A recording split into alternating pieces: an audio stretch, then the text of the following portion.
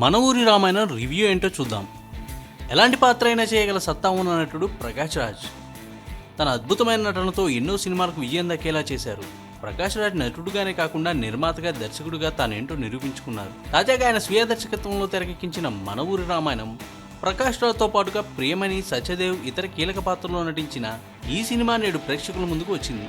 మరి మన ఊరి రామాయణం ఎలా ఉందో చూద్దాం. కథలోకి వెళ్తే, ఊర్లో పేరు మంచి పలుకుబడి ఉన్న వ్యక్తి భుజంగయ్య. భుజంగయ్యగా ప్రకాష్ రాజ్ నటించాడు.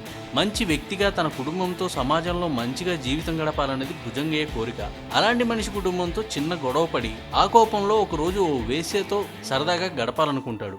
వేశ్య క్యారెక్టర్లో ప్రేమని. అయితే కొన్ని అనుకోని పరిస్థితుల్లో భుజంగయ్య తన ఇంటికే అనుకోని ఉండే ఓ చిన్న కొట్టులో ప్రేమనితో పాటు చిక్కుకుపోతాడు. ఆ తర్వాత తన పరువు పోకుండా, ఎవరికి ఈ విషయం తెలియకుండా భుజంగయ్య ఎలా బయటపడ్డాడు, ఈ మొత్తం తతంగంలో ఆయనకు వచ్చిన మార్పు ఏంటి అనేది సినిమా ప్లస్ పాయింట్స్.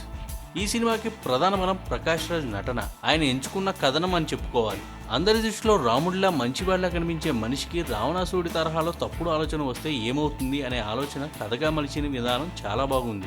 ఈ కథను తెర మీద మలిచిన విధానం చాలా బాగుంది. ముఖ్యంగా కథలోని ఎమోషన్ చాలా బాగుంది. ఆ ఎమోషన్ కూడా ఎక్కడా స్థాయి మించనివ్వకుండా చూడడం ఇంకా బాగా ఆకట్టుకుంది. ప్రకాష్ రాజ్ రైటింగ్లోని ప్రతిభంతా కథ నుంచి పుట్టించిన ఫన్లో చూడొచ్చు. భుజంగయ్య పాత్రలో ప్రకాష్ రాజ్ నటన అద్భుతమని చెప్పాలి. చిన్న చిన్న ఎమోషన్స్ పలికించడంలో ఆయన చూపిన నేర్పు గురించి ఎంత చెప్పినా తక్కువే.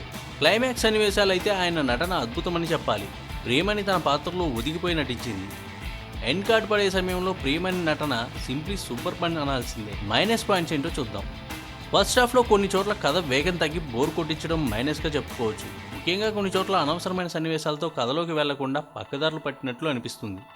ఇక ఇర్రెగ్యులర్ కమర్షియల్ అంశాల జోలికి అస్సలు పోకుండా ఉన్న ఈ సినిమా అలాంటి అంశాలు కొనుక్కునే వారికి నచ్చకపోవచ్చు. మొత్తంగా ఒకానొక రోజులో మత్తులో చేసిన కొన్ని తప్పులు ఆయన్ని ఇటువైపు తీసుకెళ్లాయనే బలమైన ఎమోషన్తో ఓ సినిమా చేయాలనే ప్రయత్నమే మన ఊరు రామాయణానికి ప్రధాన బలం.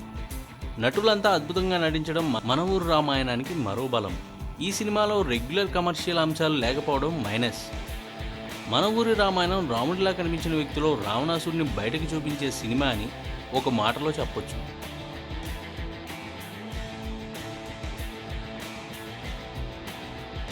ఈ వీడియోపై మీ విలువైన కామెంట్స్ ని మాతో షేర్ చేసుకోండి. అండ్ ఇంకో విషయం, సబ్స్క్రైబ్ చేయడం మర్చిపోకండి. డబ్బే అన్నిటికీ మూలమంటారు. ఇది నిజమే అయినా ప్రేమం మూవీ రివ్యూ. మణిరత్నం తీసిన ప్రేమ కావ్యాలు పక్కన పెడితే